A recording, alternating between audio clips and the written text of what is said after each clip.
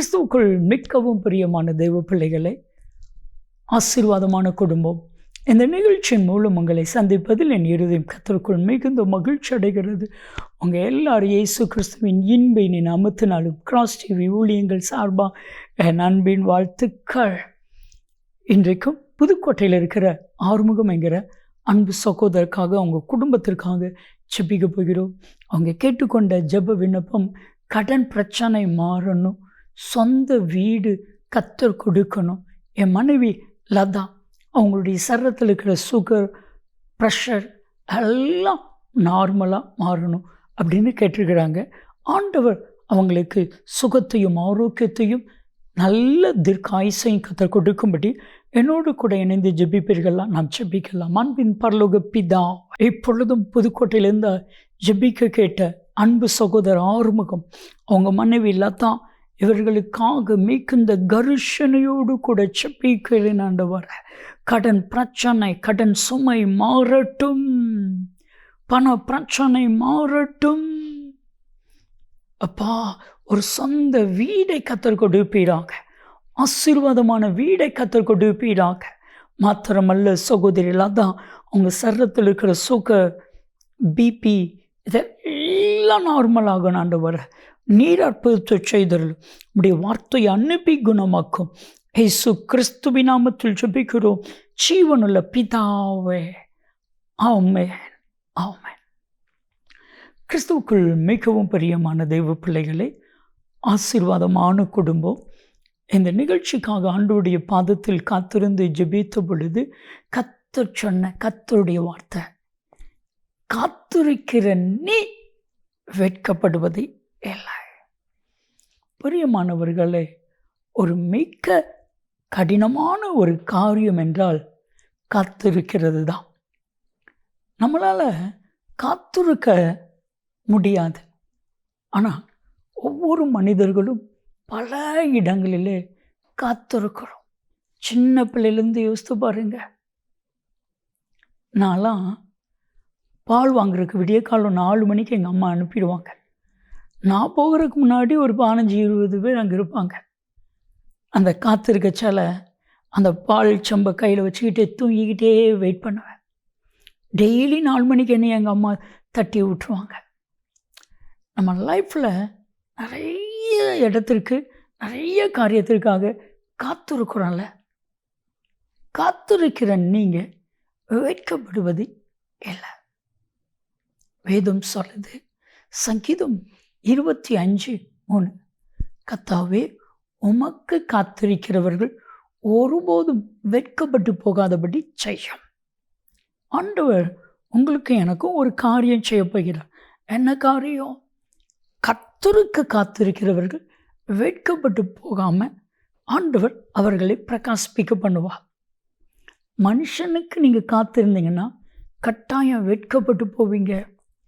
உலகத்திற்கு காத்திருந்தீங்கன்னா கட்டாயம் நம்ம வெட்கப்பட்டு போவோம். நம்ம காத்திருக்கிறோமா இல்லையா? ஒரு மனிதன் ஒரு வாக்கு கொடுத்துட்டார், ஒரு காரியத்தை நான் செய்வேன், இந்த பண உதவி செய்வேன் அப்படின்னு சொல்லி. அந்த மனுஷனுடைய வார்த்தைக்காக பல நாட்கள், பல வாரங்கள், பல மாதங்கள் காத்திருந்து கடைசியில் அந்த மனுஷன் வந்து, சாரி, அப்போ சொன்னேன், இப்போ என்னால் முடியாது சொல்லும் பொழுது ஒரு வலி வரும் பாருங்க, ஒரு வேதனை வரும் பாருங்க, சொல்ல முடியாத அளவிற்கு வேதனை. நல்ல கவனிங்க, நீங்கள் காத்திருக்கீங்களே, நீங்கள் காத்திருக்கிறது வீண் போகாது. அதை மட்டும் புரிஞ்சுக்கோங்க, சரியா? காத்திருக்க சொல்கிறார் கர்த்தர். சங்கீதம் 42:5, சங்கீதம் 43:5, என் ஆத்துமாவே ஏன் எனக்குள் கலங்குகிறாய், கர்த்தருக்கு காத்திர. ரோமர் 8:24-25, காண்கிறதை நம்புகிறது நம்பிக்கை அல்ல, காணாததை நம்புவோமாகில் அது வரும் வரைக்கும் பொறுமையோடு காத்திருக்க கடவோம். அப்போ ஒரு காரியத்தை ஆண்டவர் நமக்கு சொல்லிட்டார்னா அது வர்ற வரைக்கும் பொறுமையோடு காத்திருக்கணும். பல ஆண்டுகளுக்கு முன்னாடி எனக்கு டிவி சேனல் நடத்துறதுக்கு ஒரு லைசன்ஸ், மதுரையில் நடத்துறதுக்கு ஒரு லைசன்ஸ். அந்த லைசன்ஸ்க்காக ஒரு குறிப்பிட்ட ஒரு அலுவலகத்துக்கு நாங்கள் போயிருந்தோம். அங்கே அந்த லைசன்ஸ்க்காக வெயிட் பண்ணிகிட்ருக்கிற ஒரு 60 பேர். ஆனால் 4 லைசன்ஸ் தான் உண்டு. 60 பேர் 4க்காக போட்டி போட்டுருக்கிறோம். நானும் முத்தையாங்கிற ஒரு நண்பரும் காலையிலே போயிட்டு மொத்த ஆளாக நாங்கள் போய் சாப்பிடாமல் போயாச்சு. அந்த ஓனர் வந்த உடனே அவங்கள பார்த்து பேசி, நான் தூத்துக்குடிலேருந்து வாரேன் அப்படின்னு சொல்லிட்டேன். அவர் உங்களை நான் கட்டாயம் கூப்பிடுவேன் பிரதர் அப்படி சொல்லிட்டு போனாங்க. கூப்பிடல. 9 மணி ஆச்சு, 10 மணி ஆச்சு, 11 மணி ஆச்சு. என்கிட்டருந்து இந்த முத்தையா இருக்கார்ல, ஜான் முத்தையா, அவர் நான் டீ குடிக்க போயிட்டு வரேன்னு சொல்லிட்டு 1/2 மணி நேரம் கழிச்சு டீ குடிக்க போயிட்டார். என்னை கூப்பிட்டாரு. இல்லை, டீ குடிக்க போகிற நேரத்தில் கூப்பிட்டுட்டாங்கன்னா நான் வெயிட் பண்ணுறேன், காத்திருந்தேன். மதியம் லன்ச் டைம், நான் சாப்பிட போகணும், வரீங்களா? இல்லை, நான் வரல, நான் காத்திருக்கிறேன், நான் சாப்பிட போகாமல் காத்திருக்கிறேன். இதில் வேறு அடிக்கடி அந்த கேமராவுக்கு முன்னாடி போய் நிற்பேன். அந்த கேமராவில் என்னை பார்த்தாவது கூப்பிட்றாரா அப்படின்னு சொல்லி. லன்ச் டைம் முடிஞ்சிச்சு. அதுக்கப்புறம் 4:30 மணி ஆச்சு. அவர் டீ குடிக்கணும்னு சொல்லிட்டார் ஜான் முத்தையா. நான் வரல, நான் வெயிட் பண்ணுறேன். அவர் வெளியே போயிட்டார். கடைசியில் 6:30 மணி, காலையில் சாப்பிட்டது வெயிட் பண்ணிகிட்டு இருந்தேன். அந்த எல்லோரும் பார்த்துட்டு போயிட்டாங்க. அந்த முதலாளி வெளியே வந்தவர் என்னை பார்த்து, நான் உங்களை கூப்பிடலையான்னு கேட்டார். ஆமாம் சார், கூப்பிடல, காலையிலேருந்து நான் வெயிட் பண்ணிகிட்ருக்கிறேன்.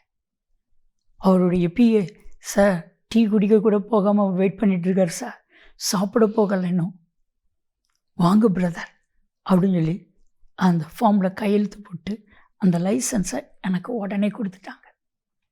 அப்போ காத்திருந்தது வீண் போச்சா? ஒரு மனிதனுக்காக காத்திருந்ததே வீண் போகலைன்னா, சர்வ வல்லமையுள்ள தேவனுக்காக காத்திருக்கீங்க, அது வீணாகுமா? வீணாகாது. ஏன்னா வேதம் என்ன சொல்லுதுன்னா, நீதிமொழிகள் 13:12, வெகு நாள் காத்திருப்பது இருதயத்தை இளைத்து போக பண்ணும், விரும்பினது வரும் பொழுது ஜீவ விருட்சத்தை போல இருக்கும். நான் சொல்கிறது அப்படி 100% நம்புவீங்களா? நீங்கள் இத்தனை வருஷம் காத்திருந்த காரியம் உங்களுக்கு நடக்க போகிறது. என்னென்ன காரியத்துக்காக காத்திருந்தீங்க? ப்ரொமோஷனுக்காக காத்திருந்தீங்கள, வேலைக்காக காத்திருந்தீங்கள, திருமணத்துக்காக காத்திருந்தீங்கள, பதவி உயர்வுக்காய் காத்திருந்தீங்கள, ஒரு நல்ல பணி கிடைக்காதாங்கிற காரியத்துக்காக ஒரு கம்பெனிக்காய் காத்திருந்தீங்கள, கற்பத்தின் கனிக்காய் காத்திருந்தீங்கள, என்னென்ன காரியத்திற்காகலாம் நீங்கள் காத்திருந்தீங்களோ, அபிஷேகத்திற்காய் காத்திருந்தீங்கள, வல்லமைக்காய் காத்திருந்தீங்கள, அத்தனை காரியம் உங்களுக்கு கற்றுக் கொடுக்க போகலாம். என் கூட இணைந்து ஜெபிப்பீர்களாம், நாம் ஜெபிக்கலாம். அன்பின் பரலோக பிதாவே, உமக்கு காத்திருக்கிற ஒருவரும் வெட்கப்பட்டு போகாதபடி செய்தார்கள். உமக்கு காத்திருக்கிறார்கள், வெட்கப்பட்டு போகாதபடி இவர்களை ஆசீர்வதியும். ஏசாயா 61:7, வெட்கத்திற்கு பதிலாக இரட்டிப்பான நன்மை உண்டு பண்ணுவேண்டு சொன்னீரே, அப்படியே செய்தார்கள். இயேசு கிறிஸ்துவின் நாமத்தில் ஜெபிக்கிறோம் ஜீவனுள்ள பிதாவே, ஆமென், ஆமென். கர்த்தருக்கு காத்திருக்கிற நீங்கள் வெட்கப்படுவதில்லை. நன்மையும் கிருபையும் ஆசீர்வாதங்களும் நிச்சயமாக உங்களை தொடரும்.